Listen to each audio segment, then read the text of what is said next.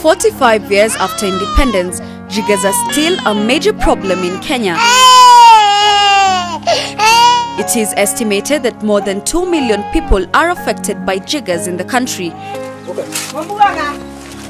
10 million others are at risk of being infected.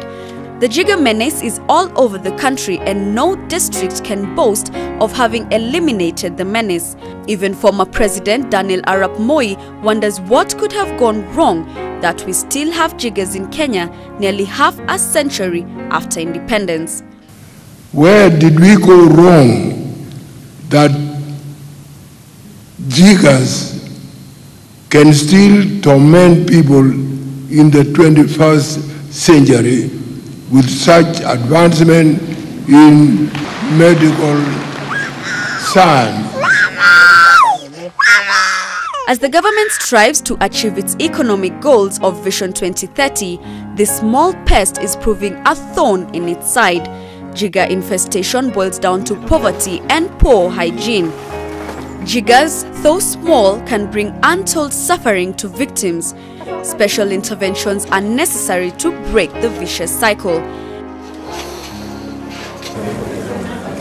In a bid to curb the spread of jiggers, Ahadi Kenya has started a campaign aimed at eradicating the menace. We offer a preventive measure. We treat. At the moment you're seeing I'm trying to treat with first to clean it with clean water and soap so that you're able to see where the jiggers are. That's the first step. Secondly, after that you dip the feet on potassium permanganate.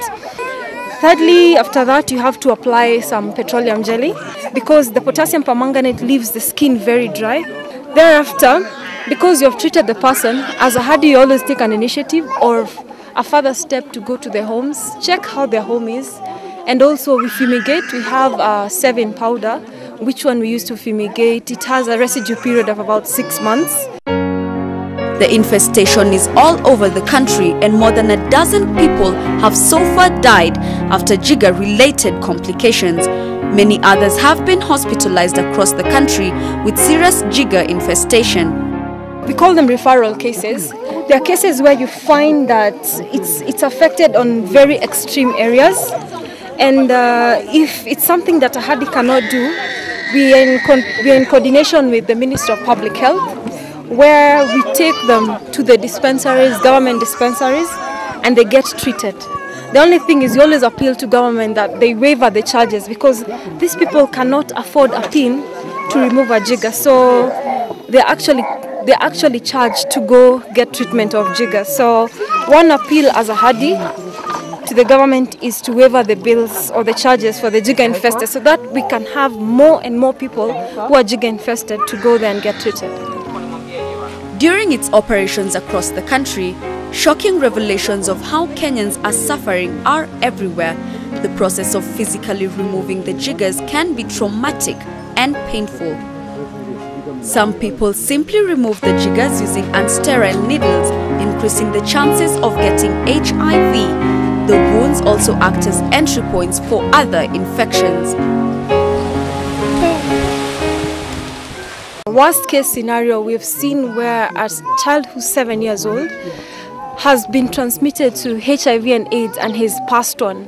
The mother had HIV and AIDS and she also had jiggers, and she used to remove jiggers with the pins which are not sterilized. So once she removes her jiggers, she also removes from the husband and she also removes for the kid.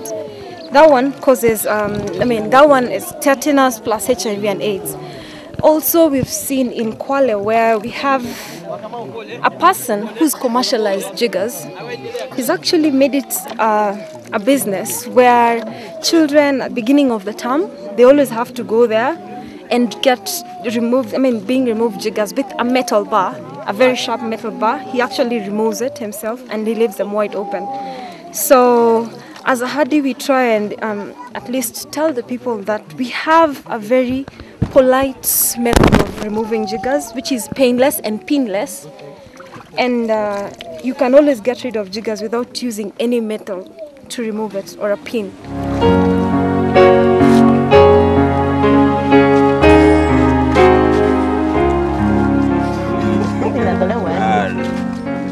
Kama hapa nilifanya hivi nikamtoa, sasa kuna baki shimo. Ile shimo ndio ambayo wanaingia tena roboto.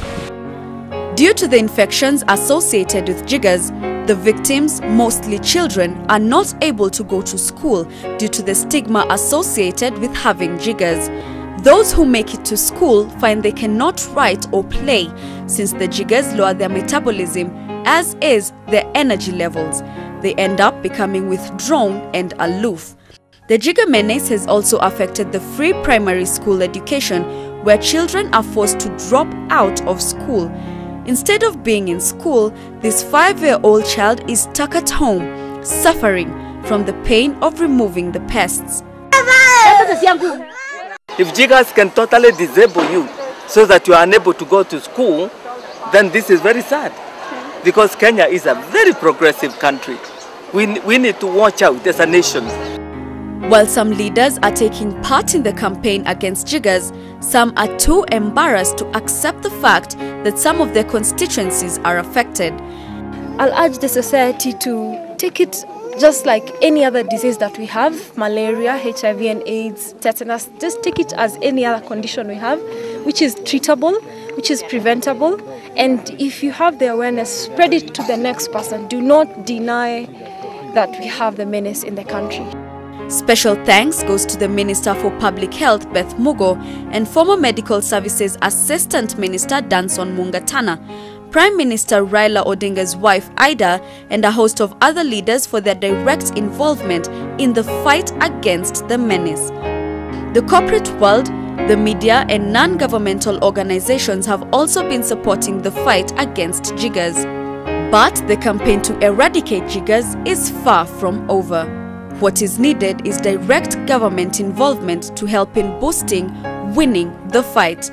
If you have a person who's out there and you know they're jigger infested, if you don't have the money, go to any jigger help center, Ahadi jigger help center, get medicine, get to the person.